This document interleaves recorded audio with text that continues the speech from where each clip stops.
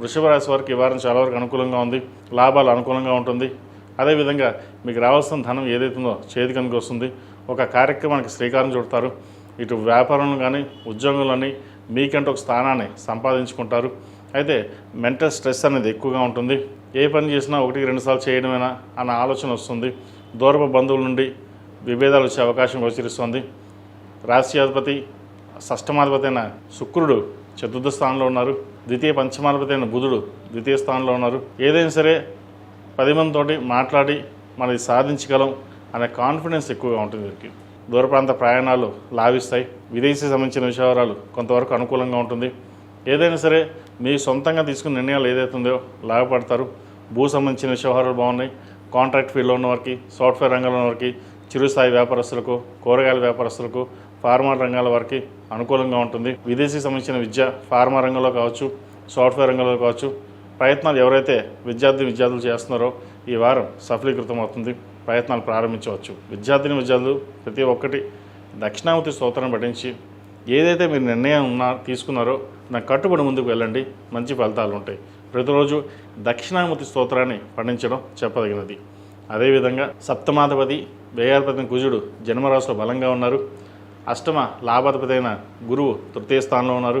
దశంలో రాహు బలంగానే ఉన్నారు. కాబట్టి ఏదైనా మీరు ఒక నిర్ణయం తీసుకుంటే అది సఫలీకృతం అవుతుంది. ఈ రాశిలో జన్మించిన స్త్రీలకు ప్రభుత్వ రంగంలో ఉన్న వారికి, మీడియా రంగంలో ఉన్న వారికి, ఆర్టిఫిషియల్ రంగంలో ఉన్న వారికి, డిజైనింగ్ రంగంలో ఉన్న వారికి మంచి కలుసుబాటుదనము, పేరు ప్రఖ్యాతులు వచ్చే అవకాశాలు గోచరిస్తోంది. ఎక్కడికి వెళ్ళినా సరే మీదే పై చేయి ఉంటుంది.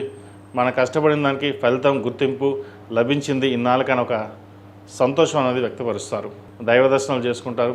సహోదరుల మధ్య విభేదాలు, చుట్టాల మధ్య చిన్న గొడవలు, డిస్టర్బెన్సెస్ మానసికంగా కృంగదీసే విధంగా ఉంటాయి.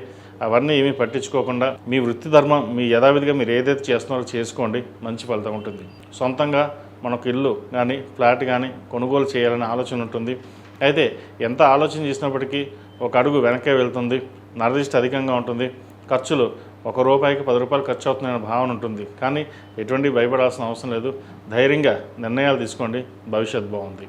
ఈ రాశివారు ప్రతిరోజు ప్రతినిత్యం ఆరవల కుంకుమతోటి, కొబ్బరి కుంకుమతోటి అమ్మవారిని పూజించడం, జిల్లేడు గణపతి, జిల్లేడు హనుమాను ఇంట్లో కానీ వ్యాపార ప్రదేశం కానీ చక్కగా ప్రతినిత్యం పూజించండి.